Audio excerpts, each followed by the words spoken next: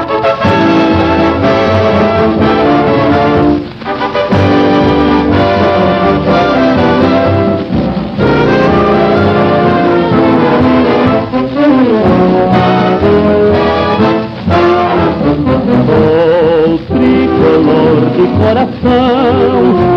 do clube tantas vezes campeão, fascina pela sua disciplina, o Fluminense me domina, eu tenho amor ao tricolor. Caros amigos, mais uma edição do Panorama Tricolor no ar, edição de número 68. Hoje nós vamos debater a respeito da vitória do Fluminense sobre o Goiás pela Copa do Brasil. 1 a 0 magro, mas suficiente para dar alguma tranquilidade ao tricolor. E hoje a gente conta aqui com o nosso comentarista e o nosso participante do Panorama Tricolor, Ernesto Xavier. Diga, Ernesto, e aí? Feliz com a vitória sobre o Goiás? Deu pro gasto? O Fluminense ganhando de 0 a 0, eu fico feliz, né? Assim, a nossa zaga que vinha assim tão preocupante, não é, faz com que a gente tenha um pouco de medo. Pô, foi só 1 a 0, a gente não sabe se a gente toma um gol lá e tudo, mas parece que está melhorando com esse esquema de 3 zagueiros, então tô animado. Eu faço até uma brincadeira com relação a isso, não sei se você concorda. Há quem diga, a brincadeira não é minha, há quem diga que por ter 3 zagueiros, o espaço entre eles diminuiu, consequentemente a chance de falhar também diminuiu. Né? Sempre tem um. Seu espectro de falhas fica diminuído, né? Temos ali agora o garoto William, que, cara, corre o campo inteiro, ele está sempre em todos os lugares, ele está conseguindo dar uma cobertura, ele não tem um passe maravilhoso, mas é um garoto. Mas eu gosto do toque de bola dele, o toque sai retinho, sai bonitinho. Não, ele não é um Edinho, né? Exatamente, muito superior. Nossa. E inclusive eu acho o seguinte, se o Vanderlei ontem teve alguma espécie de arrependimento na substituição, eu acho que foi na do William. Porque quando ele saiu, a gente perdeu espaço. Embora o Diguinho tivesse entrado bem. Não, o Diguinho tem sempre entrado bem, mas a gente perdeu espaço com o William. Ele ocupa o campo de uma maneira muito boa. Ele poderia ter optado por tirar o Jean, né, naquela ocasião, porque não vem rendendo, não está bem, alguma coisa está acontecendo, não sei o que, mas... O Jean não estreou esse ano. Se a gente parar para pensar, o Jean não estreou esse ano. A última grande jogada do Jean é o cruzamento para o gol do título do Fred na partida contra o Palmeiras. De lá para cá. Temos muito a agradecer a ele, Jean. Sim. Tá aqui, né? E não só agradecemos, como a gente conta que ele volte ao melhor cenário, aos melhores dias. Mas sim, a gente está em agosto, ele ainda não fez 2 partidas seguidas de alto nível. Não conseguiu. Você vê até que, por exemplo, agora o Felipão nem convocou, né? Apesar de que ele argumentou que ia convocar só um por clube, ia ser uma onda, né? Exatamente. Não sei. Mas o que te agradou em relação ao jogo com o Goiás? O que você viu de mais positivo, de mais interessante nessa vitória?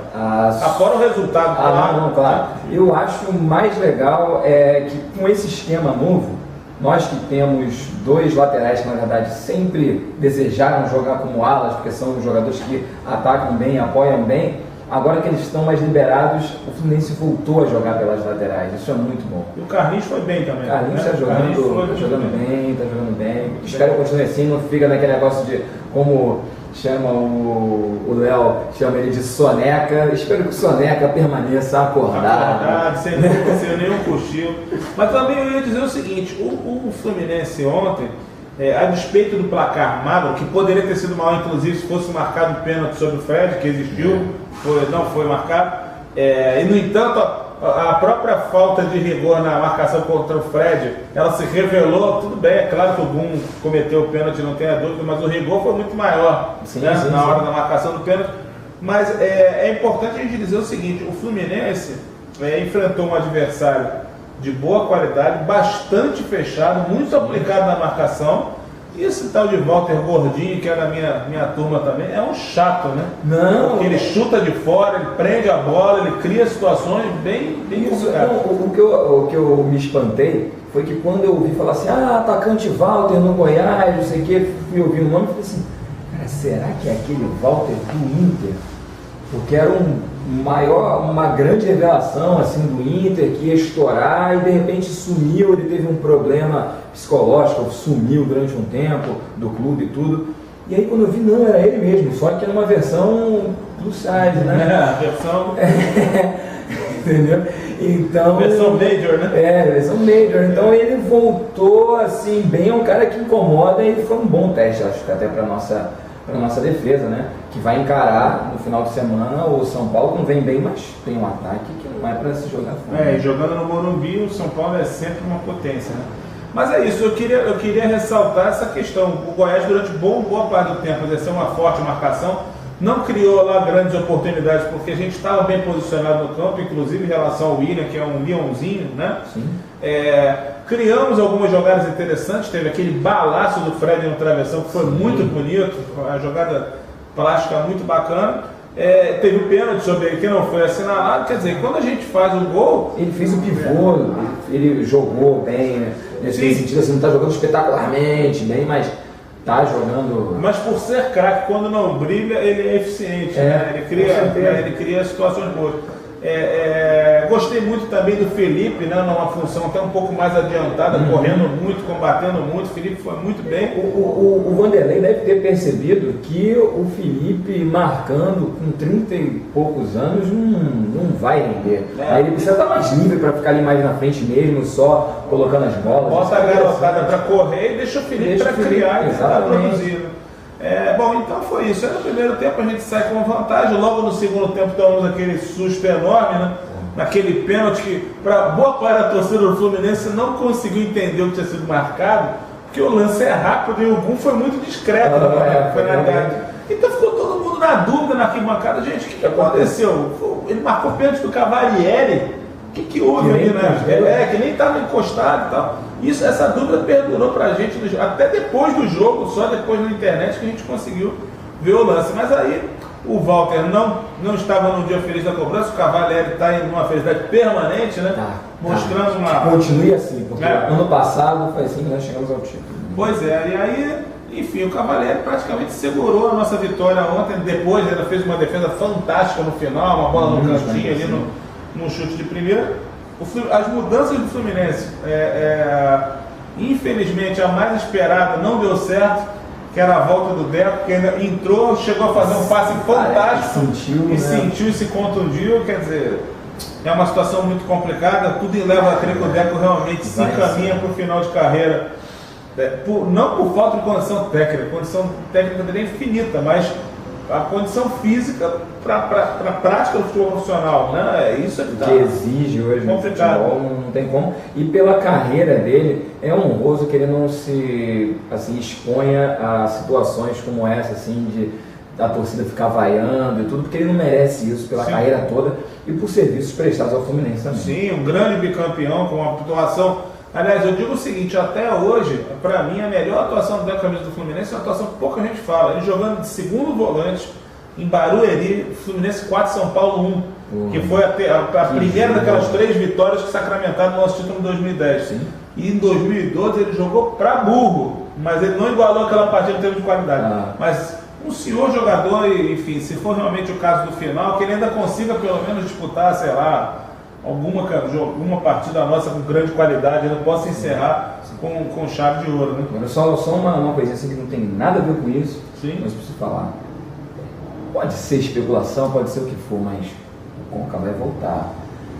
Essa notícia é mais quente do que parece, assim, né? A especulação é mais quente do que parece. Claro que boa parte da torcida fica ansiosíssima. É natural, isso é natural que isso aconteça. Agora, eu acho que tem um excesso de fumaça nessa história aí. Eu acho que tem a fumaça, tem o fogo. A gente espera ansioso também por isso. Agora, e vamos falar do Samuel. O Samuel, matador, 2 jogos, 2 gols decisivos, algumas caneladas contra o Goiás. Não se enganem com o Samuel, não se enganem com o Samuel. Que bom, se ele está numa fase, né, boa. Vários jogadores tiveram fases boas, não é? Mas não eram craques. Vamos aproveitar a fase dele, mas não vamos nos enganar. Ele é um jogador que tem uma certa utilidade. Ano passado ele foi muito bem naquela fase final do campeonato ali, como do Campeonato Brasileiro, como reserva útil, né? Fez uma jogada que muito contribuiu para o nosso título, naquela roubada de bola no Morumbi que resultou no gol do Fred. Sim. Enfim, mas ele não é um jogador de recursos técnicos pujantes, né? Falando nisso, quem entrou ontem, depois de longa temporada, longo inverno de contusões, também foi o Marco Júnior, que entrou, não teve assim muito espaço para criar muita coisa. Também ainda está precisando ainda de tempo de jogo, né? Aquela coisa assim, recuperar o ritmo de recuperação. jogo. Agora, um jogador de bom arranque, eu acho inclusive até que ele finaliza melhor que o Ayrton Ney.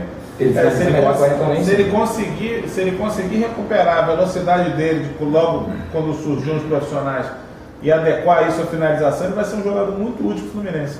Mais até do que o Samuel, que aliás, na verdade, aproveitou a brecha deixada por ele. Quando ele se contundiu, foi o momento que o Samuel esteve mais presente no banco de reservas e até jogando como titular.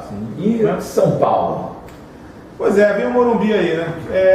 Não é simples, o São Paulo não está bem, ele não está nada bem, provavelmente faz a sua pior campanha de anos. Mas eu vi Mas é um adversário a ser respeitado, sempre vai jogar na sua casa, não tem moleza lá. Ninguém se iluda com a campanha do São Paulo, nem se iluda que o São Paulo vai cair, porque ele não vai cair de jeito nenhum. E os últimos jogos do São Paulo, os últimos 2 jogos eu assisti, eles estão ainda com esse receio, né? Porque vem com essa carga de vários jogos sem vitória. Sim. Mas eles estão melhorando a cada jogo. Então eu espero que não seja contra o Fluminense que eles vão ressuscitar. Porque a gente gosta de ressuscitar. A gente ressuscitou a Portuguesa, perdemos quando eles eram os lanternas no campeonato, entendeu? A gente não pode dar esse mole. Não, e o Fluminense é especialista, é uma estranha estatística que acompanha o Fluminense já há vários anos. O Fluminense é mestre em perder pontos para equipes que se encontram em determinado momento na zona de rebaixamento. Impressionante isso. Sim. Agora, eu queria fazer só um comentáriozinho, uma coisa que eu vi que eu achei muito legal e seria bom. O Marcos Vinícius Cordeiro não está aqui, porque ele que fala assim, não, só uns minutinhos. Só uma coisinha. Só um negocinho só. Que é esse time sub-17 do Fluminense. Eu vi agora, foi Fluminense e São Paulo. Sábado agora vai ter transmissão também no segundo jogo, né? Nós ganhamos esse primeiro de 3-1. Os garotos jogam muita bola. E ganharam tudo, né? Tudo que disputaram esse ano, os garotos jogaram. Teve um determinado momento do jogo que eles estavam um pouco de soberba, assim, nós já estamos ganhando de 2-0 e pronto, e aí ficaram assim, tomaram um, aí falaram, caramba, 2-1 é legal, vamos fazer mais um, fizeram e terminou 3-1 o jogo. Esse time merece mesmo. O Kennedy, que está nos profissionais, era desse time, do juvenil. Isso que é incrível, o garoto com 17 anos já não é profissional. Pois é. A gente espera um aproveitamento melhor desses jogadores para os momentos futuros do Fluminense. Gente, acabou mais uma edição de número 68 do Panorama Tricolor. Eu aproveito para deixar o convite para vocês. Neste sábado, nós teremos a presença honradíssima dos escritores Luiz Alberto Colseiro e João Marcelo Garcês, falando da literatura de futebol, em especial a literatura tricolor contemporânea. 2 craques da literatura analisando o que se encontra publicado e o que vem por aí. Então, Ernestão, grande abraço, para a semana a gente está aí. Tudo de bom, na outra semana a gente está de volta. Saudações. Vence Fluminense.